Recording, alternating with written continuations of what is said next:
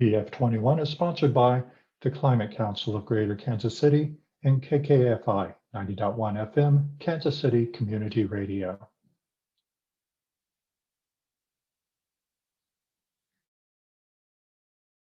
This is Compost and Compassion. Please welcome your host, Kristen Chamberlain. Hi, good afternoon, everyone. Thanks so much for joining us today. My name is Kristen Chamberlain. I'm the Executive Director of KC CAN. I'm joined today by Heather Navarez, our Operations Director, and Addison Banks, the Director of our Green Corps Training Program. Our topic today is compost and compassion, as Bob said. Although this seems like an odd pairing, we'd like to share with you a little bit about why we think these two issues are really intricately connected. So for our agenda, you can go to the agenda there, Addison. To begin today, I'll just share a little bit about our organization and what we do. And then we'll take a look at some of the issues we think our local and global communities are facing. And then Addison and Heather will discuss how KC CAN is attempting to solve some of these challenges through our Green Corps training program and our compost service. So if you have questions while we're speaking, please feel free to put those in the chat box, and we'll make sure we get to those at the end of the presentation during the Q&A. So next slide, please, Addison. There we go, thanks. So KC CAN is a nonprofit organization that operates with a triple bottom line: people, planet, and profit. We are committed to facilitating a systematic food waste diversion process for commercial and residential entities throughout the greater Kansas City area. We are also committed to facilitating equity, education, and leadership development for underserved members of our community. So our vision is to provide an integrated solution to both the environmental and social crises we're facing. Next slide, please. So what are these crises? My guess is if you are attending today and listening that you're pretty familiar with this list and the environmental crisis we face. So I won't go into great detail here, but just highlight a few of the most significant issues as they relate directly to our topic today. Essentially, we are going to experience persistent weather challenges, extreme temperatures, hotter hots, colder colds, more intense storms. Desertification is happening at an alarming rate. One statistic I read recently indicated that it was about 20 million acres per year, which is a staggering statistic. It's hard to wrap your mind around. This, of course, leads to significant issues with food and water security across the globe. And all of this complex web leads to persistent and continued public health issues with waterborne, insect-borne diseases increasing, respiratory issues. We've heard a lot about pollen recently in the news. So we're just going to continue to see an increase in these types of issues. All of these on this list have a disproportionate negative impact on the most vulnerable members of our communities. This is both globally and locally. And while the negative impacts of the greenhouse gas emissions are often talked about, some of the greatest contributors are left out of the conversation, or not highlighted quite in the same way they need to be. So next slide, Addison. Thanks. So food waste among them is a massive contributor to the production of methane, a greenhouse gas 86 times more potent than CO2 over time. Some of you might have heard this statistic already. If food waste were a country, it'd be the third largest emitter of greenhouse gases in the world after China and the United States. If food waste and loss are about 3 times the, excuse me, I'm going to make this big. Food waste and loss are about 3 times the global emissions from aviation, which is another just staggering statistic to me. And here in the US, about 80 billions of pounds of food is thrown out every year. So that's the equivalent of about 1,000 Empire State Buildings. That's from, production all the way down to our kitchen waste. So essentially what KC Can is doing is we're attempting to tackle these statistics and bring them down. Next slide, please. On the social side, there's multiple social issues we face as a culture, as a country. KC Can is specifically focused on the homeless and jobless in our local community. When we began the research for this project, we spent as much time investigating the barriers to employment for vulnerable populations as we did investigating the barriers to composting for businesses. And what we found is not surprising. People who have struggled with trauma, abuse, addiction, and mental health issues face multiple barriers to employment. So we looked at the labor market, which showed job increases in tech and medical industries, but often these folks are excluded from that due to educational deficits or criminal histories, mental health issues. Work in the food industry, restaurant industry is consistent, but often doesn't provide living wage employment or a real healthy environment for people trying to recover from addiction and things like that. Often when people do land a job, they often face prejudice or unfair treatment in the workplace. So all of these things lead back to the recidivism rates that we see. Next slide, please.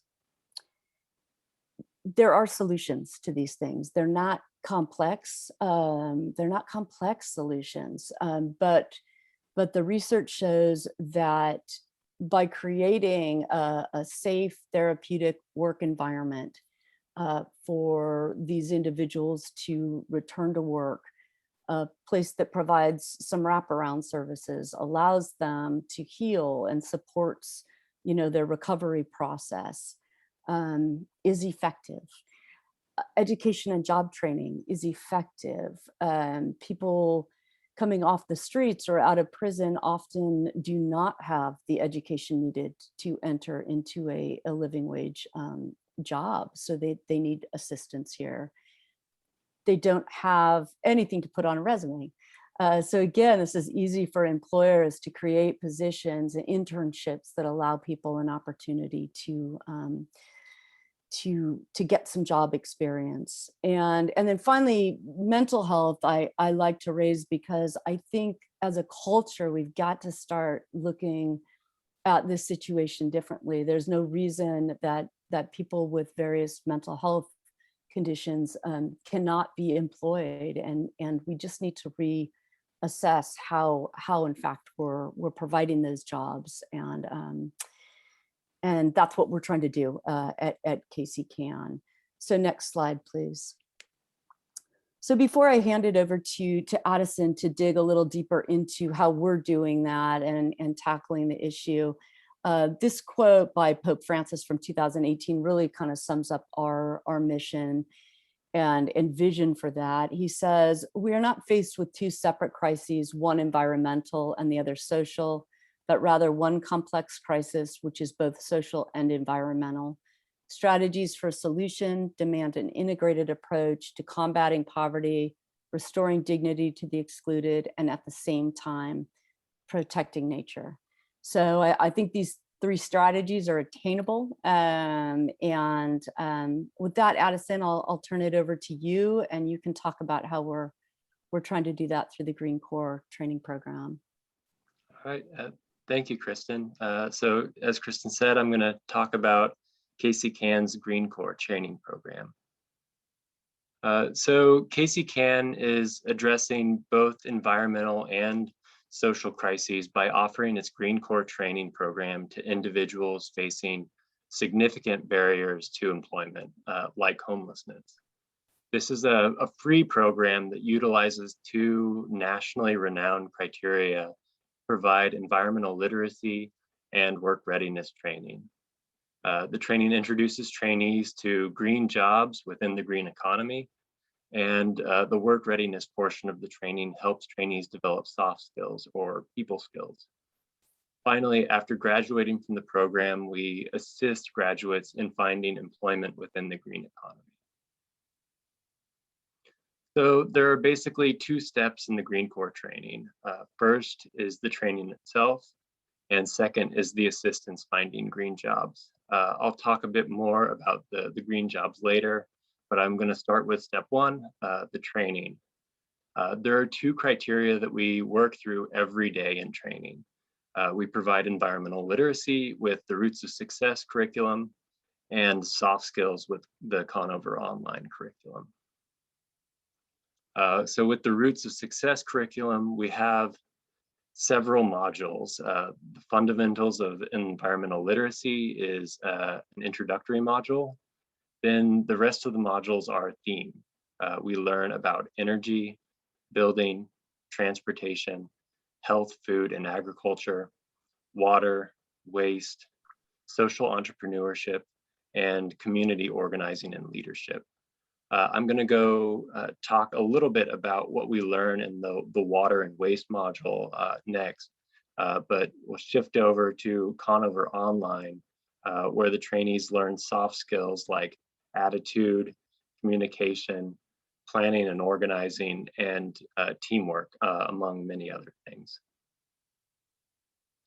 So in the training, we spend some time calculating different things. For instance, in the water module, we calculated that on average, it takes 621 gallons of water to make a 1/3-pound hamburger patty. And it takes 173 gallons of water to make an ounce of roasted coffee. So for a 12-ounce bag of coffee, 2,076 gallons are used. We also spend time interpreting data, charts, and graphs. For instance, in the waste module, we learned that about 32% of the food Americans buy is thrown away, and that by volume, food waste takes up about 22% of our landfills. So we're training people, laying the foundation for them to get green jobs. So what is a green job? And this is a defined term from the Roots of Success curriculum. Green jobs are jobs that produce goods or provide services that benefit the natural environment by conserving, preserving, or restoring natural resources. And green jobs are located in traditional sectors of the labor market, such as manufacturing and construction, as well as in new and emerging green sectors, such as renewable energy and energy efficiency. The training exposes trainees to more than 125 different green jobs and prepares them for those jobs. And these green jobs lie within 6 sectors of the green economy: buildings, energy, food and agriculture, transportation, waste, and water. So here are just a few examples of the jobs within each of the 6 sectors of the green economy.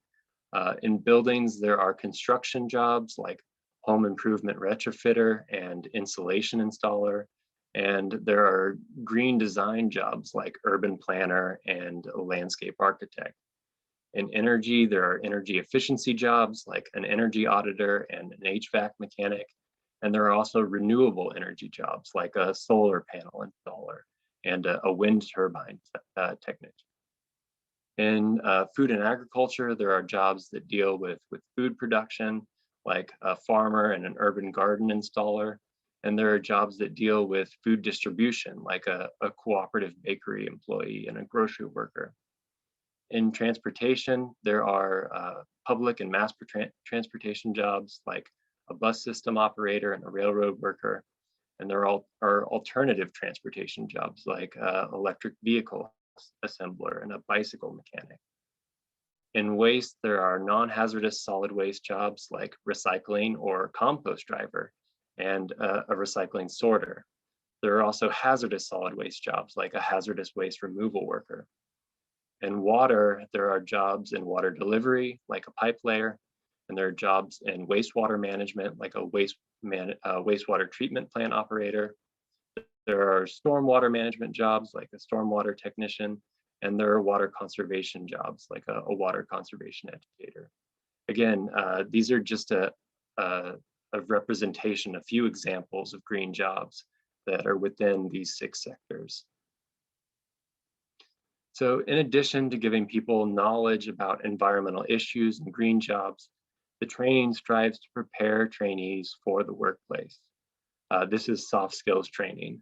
The research behind the soft skills training found that only 15% of our success in the workplace is determined by our hard skills, our knowledge, and what we can do. While the vast majority, 85% of our success in the workplace is determined by our soft skills, our people skills. So this research was done by Harvard University and the Carnegie Foundation in 1918. So we have known for more than 100 years how important soft skills are. So well-developed soft skills make people good employees, but they also make people effective advocates. In the class, we practice presenting information and communicating effectively. Also in class, using the Roots of Success curriculum, we learn about many of the problems our civilization has created, which impact both the environment and human health. We also learn about the solutions that are needed to solve these problems. And a main goal of this program is to train people not only to enter the green workforce, but to be advocates for change, both in their workplace and in their community. So now I'm gonna turn it over to KC-CAN's Director of Operations, Heather Navarez. Yeah, thanks, Addison. So I'm going to dive a little deeper into our food waste management service. And as a background, we launched service in May of 2019 with just 3 customers to start.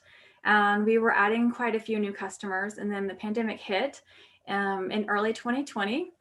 So we had to pump the brakes a bit while everyone was figuring out what to do, but we did shift a few things. And even so, I'm so proud of Kansas Cityans because despite the challenges and uncertainties that organizations faced, so many organizations and individuals really continue to recognize the importance and urgency of taking sustainable actions and implementing earth-friendly and people-centered programming.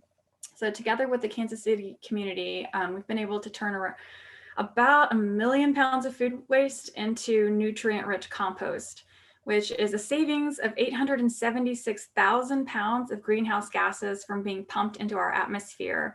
And that's the equivalent of removing 380 average American cars from our roads for an entire year. So we've been working hard, and we do truly believe that our service will continue growing at a rapid rate. Next slide, please.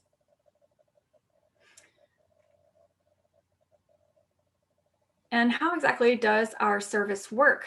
So our mission at KC-CAN is to make composting as easy as possible for organizations and individuals in the Kansas City metro. And that's why we spent 2 years doing the research to assess the needs and the barriers to effective food waste management and diversion. Some of the top concerns cited to implementing a food waste diversion program were odors, pests, lack of infrastructure, and confusion about the composting process and even recycling programs in general. In response, we've created a highly identifiable brand with our bright orange can and large white apple core, and that stands out and helps reduce the misuse and contamination of organics designated cans. It's very similar to the Ripple model with their highly recognizable purple branding. The Kansas City community members understand that purple means glass collection, and we're trying to accomplish the same with our bright orange indicating organics and food waste collection. So we've created solutions to address the issues with odor and pests, and we've developed a simple, clean turnkey system for businesses and individuals to easily implement. We provide education and training to all new customers, as well as to the general public through in-person and online community events. And as Kristen and Addison discussed, the foundation for our work centers around environmental justice and social equity. And this is woven into our service model through Green Corps training, job placement, community outreach, and advocacy. Next slide, please. So we have two service models, commercial and residential. On the commercial side, we offer an easy, clean system for in-house organics collection and diversion. We prioritize investing our time analyzing the specific needs of each customer so that they don't have to. And we provide a system to take all the guesswork out of managing their food waste. And we do this by first conducting a waste audit to evaluate the space, the workflow, waste volumes, and process needs, and also to get input from their staff. And the audit is ideally conducted on site, but it may be performed virtually as well, and it takes anywhere from 20 to 45 minutes. Second, once we've concluded the audit, we'll put together a uniquely tailored system, share our findings, and then provide education and training for all of our customers' employees so that everyone in their organization understands why they are engaging in this process and how to do it properly. To keep things as simple as possible, we partner with a commercial composter, so all food materials are accepted. There's no need to sort or figure out which items can or cannot be composted, so it's very streamlined. We also provide all the equipment necessary, so new customers are able to begin diverting food waste immediately. And this includes the 64-gallon can on wheels and other receptacles that custom fit the space and flow. We supply compostable liners to keep containers clean and clear informational signage to reduce confusion and prevent misuse of containers. So once our customers have the equipment and training, they can get started diverting their food waste. They simply line their receptacle designated to capture food waste with the compostable liner we provide. They discard their waste in that receptacle. They tie off that liner once it's full, and they place it in the 64-gallon can. Close the lid, and then they're done. Then we'll come by in our truck with its specially designed food waste collection unit and lift, which grabs and empties those 64-gallon rolling cans. And then the collection and diversion process starts over. We do survey our customers quarterly, and as long as they follow the process we've set up for them, they have not reported any issues with odors or pests. So once service is up and running, we do provide ongoing support and training for staff turnover. We report diversion metrics monthly so that customers understand their program's direct environmental impact. And we offer marketing partnerships to help customers leverage opportunities to elevate their brand within the community. Next slide, please. These are just a few of our composting customers. We serve a variety of organizations, including restaurants, businesses, nonprofits, schools, museums, cafes, architecture firms, dog groomers, and so many, many others that aren't necessarily up here on this slide, but we just thought we'd share how diverse our customer base is. Next slide, please. We also provide residential service utilizing a dock stop model, and this service targets the urban dweller. So it's really aimed at those living in multifamily housing, like high-rise apartments and condos, but really anyone who wants to participate can sign up for it. And it's quite simple. Individuals or families, they register online through our website. They attend a 15-minute online tutorial that explains how to compost and why it's important. And then we provide them with a receptacle for capturing their food waste. We have countertop cans for really small spaces, as well as 5-gallon cans that come with Gamma Seal lids that are airtight and leak proof. So no need to worry about smells or spillage. Next slide, please. So customers fill up their can with their food scraps, and then they empty it at one of our centralized locations. We currently offer 2 drop-off sites. One is near 31st and Southwest, and the other is at Lakeside Nature Center. But we are preparing in the near future to open additional drop-off locations for even more convenient access across the metro. And all this information, along with additional resources and frequently asked questions, can be found on our website at www.kccancompost.com. Next slide, please. As a reminder, we are a nonprofit, and we wouldn't be where we are today without the tremendous support from Mid-America Regional Council Solid Waste Management District, the Missouri Department of Natural Resources, EPA, and others who've invested in this important work. So we always like to take a moment to recognize and thank them, because their ongoing support means we're able to achieve even greater success and have a broader impact. Next slide, please. Thank you all very much for permitting us to share KC Can's mission and our work with you this afternoon. We've done quite a bit of talking here, so we wanted to take a little bit of time to open up the floor and answer any questions you may have. So feel free to put questions in the Q&A box and we will definitely get to them.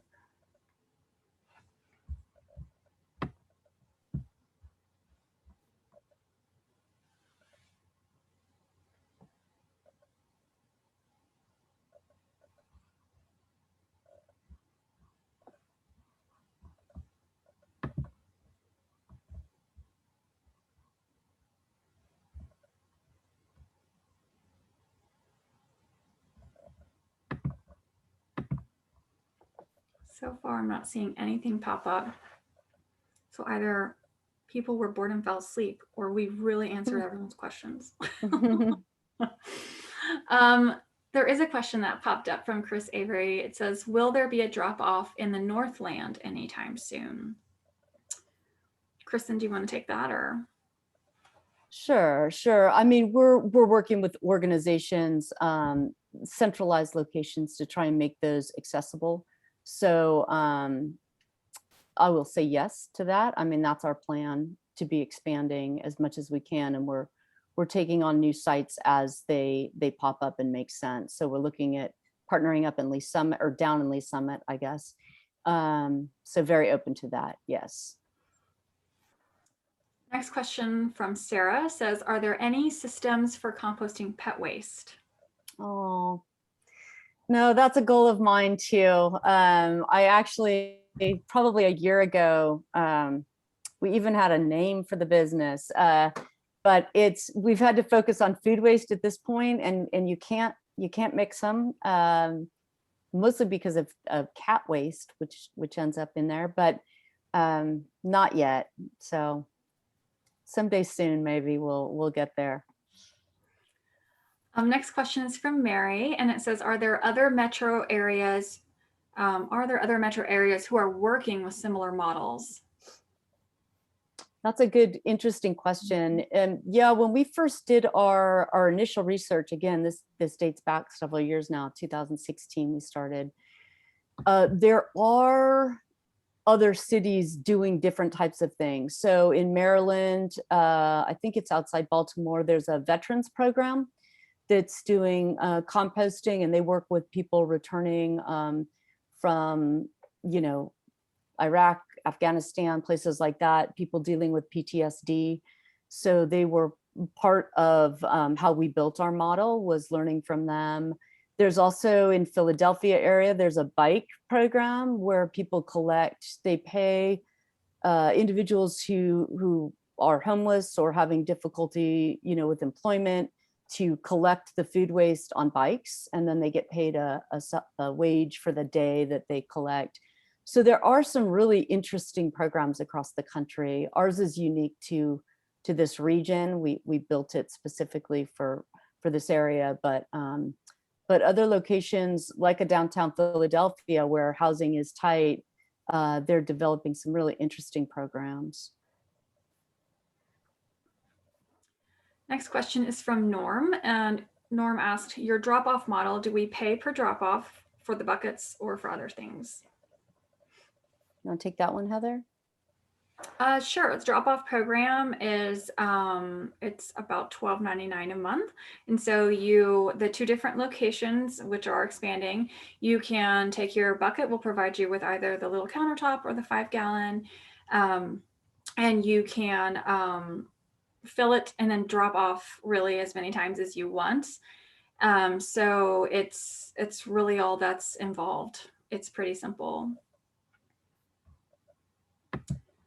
Sarah asked, who processes the waste you collect? Is it Missouri Organic? So currently, Sarah, it is only Missouri Organic. We are talking to some other sites to possibly open up in the area, but right now everything gets taken with them. So they've been a really great partner in all of this. You guys had some great questions. Anything else come to mind for people? Or Donna, just threw a question in the chat that says, I'm seeing more and more paper products that are compostable. I'm not sure if he's already answered this, but will there be a more industrialized compost company coming in to deal with those? I know that there are different streams, and sometimes sometimes it's better to keep your paper in the paper stream. It's a cleaner stream, but we definitely take paper as well. Kristen, do you know how things are? I know you've spoken kind of recently with Mark, Solid Waste Management District. Have they mentioned broadening their program for paper compost or paper recycling? Yeah, and I don't know the answer to that question at this point.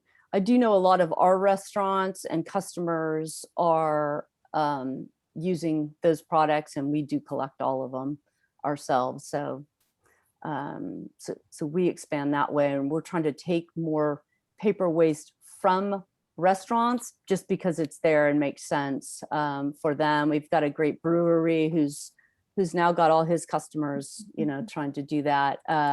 So I think businesses are trying to do a better job composting it, but as Heather said, there may be, you know, better ways to manage it. Right now, I don't have an answer to that question.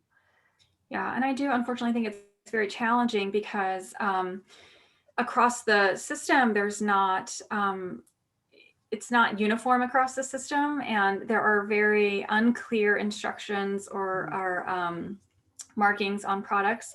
So people might see a wide range of things like made from, you know, composted material or previously recycled material or something like that. And so I think there's some confusion sometimes with products like, can this go, should it go in the compost bin or should it go in the paper recycle? And a lot of places, especially with when COVID hit and everyone kind of moved to a curbside model, a lot of places did start opting for compostable eco-ware and to-go materials.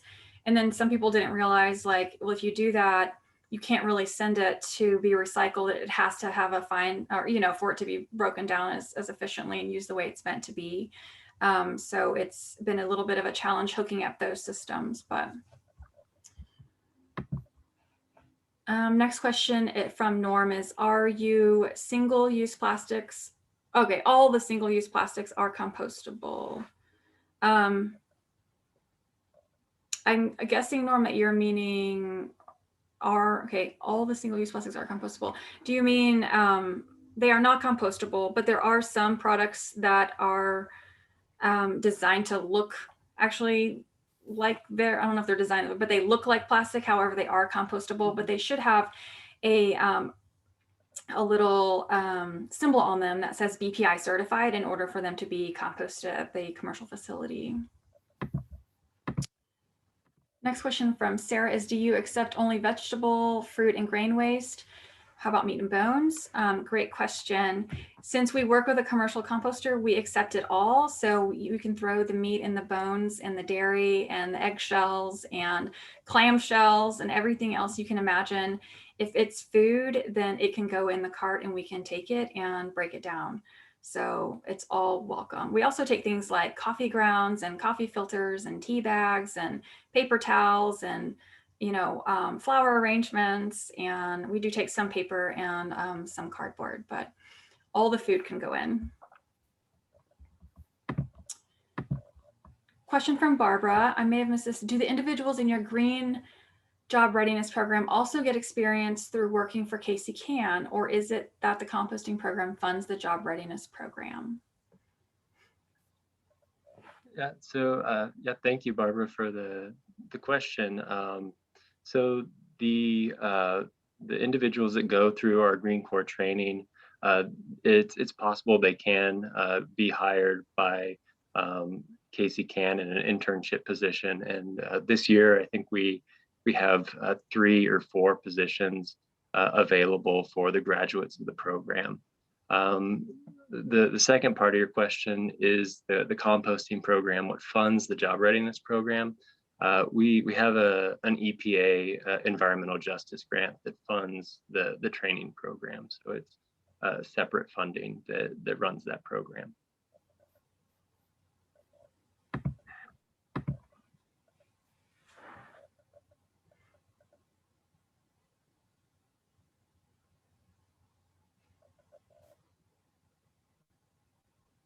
I'd like to give everyone just maybe 30 more seconds, but really appreciate you guys attending and, asking so many questions. And if there's anything that we left out, or maybe you don't want to interact in this forum, or you think of something later, please feel free to reach out to us. We're very available via phone, via email. Please go to our website and get more information. As I said earlier, kccancompost.com. There's a lot of really interesting stuff up there. And it looks like we don't have any more questions that have come through. So once again, thank you guys for joining us. And hopefully we'll get to meet more of you guys in person, or hear from you in the future. Thanks so much. Thanks a lot, you guys. Have a great evening.